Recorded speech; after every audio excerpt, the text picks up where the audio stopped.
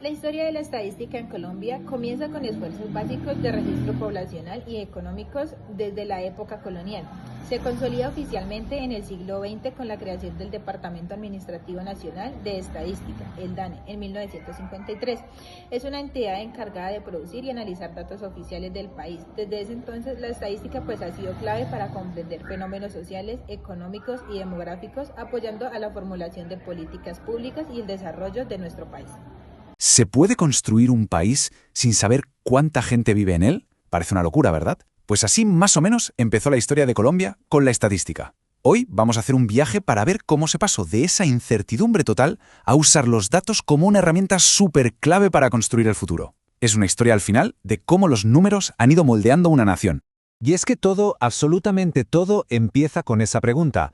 ¿Cómo se gobierna un país si no sabes quién vive dentro? Este fue, ni más ni menos, el gigantesco desafío al que se enfrentó Colombia durante muchísimo tiempo. Y esto nos lleva directamente a la primera parte de esta historia, a un país que en esencia, es que iba a ciegas. Durante muchísimos años Colombia funcionó con una idea pero que muy vaga de su propia gente. La estadística social ha sido clave para entender la realidad del país a través de datos. Gracias a entidades como el Departamento Administrativo Nacional de Estadística, se obtiene información sobre la pobreza, empleo, educación y salud. Esto permite al gobierno tomar mejores decisiones y crear políticas públicas más efectivas, enfocadas en las necesidades reales de la población. Además, ayuda a identificar problemáticas como la desigualdad y a visibilizar a grupos vulnerables que necesiten mayor apoyo. También es fundamental para evaluar si los programas sociales están funcionando, generando cambios positivos. Para el trabajo social, la estadística es una herramienta muy importante, ya que permite intervenir con bases reales.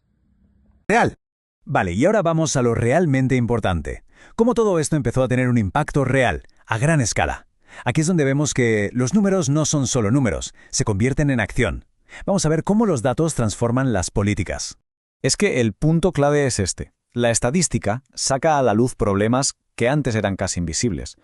La pobreza, la desigualdad, el desempleo, de repente no eran solo ideas, sino cosas que se podían medir, que se podían localizar en un mapa, que se podían entender. Y claro, ese es siempre el primer paso para empezar a solucionarlos. Y esto dio paso a una forma mucho más lógica y eficaz de gobernar. El ciclo es súper claro. Primero, los datos te ayudan a identificar el problema. Con esa información diseñas políticas. Después, envías los recursos justo donde hacen falta. Y por último, súper importante, evalúas los resultados para ver si ha funcionado.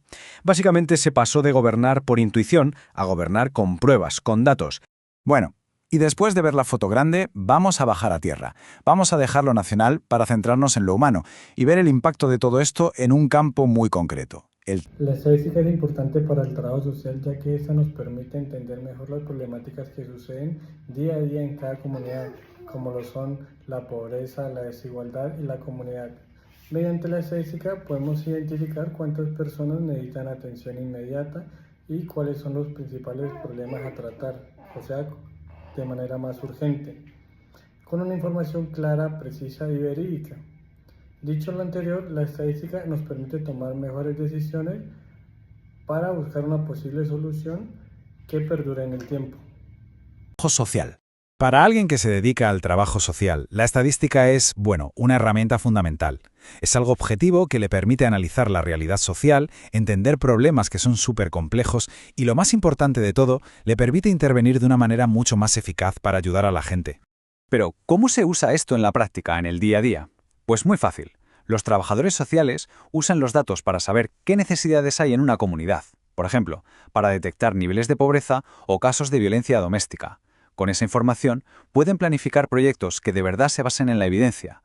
Luego, pueden medir si esos programas están funcionando, si de verdad ayudan. Y al final, todo esto les permite tomar decisiones informadas, lo que refuerza muchísimo su ética profesional. Así que, para ir terminando, volvemos a la idea central de todo esto, que no es otra que el increíble poder que tienen los números. Mirad, esta cita lo resume a la perfección. En el trabajo social, la estadística no solo permite comprender la realidad, sino también transformarla. Y es que esa es la clave de todo. El objetivo final no es solo acumular datos para saber más, sino usarlos para actuar, para generar un cambio real y positivo.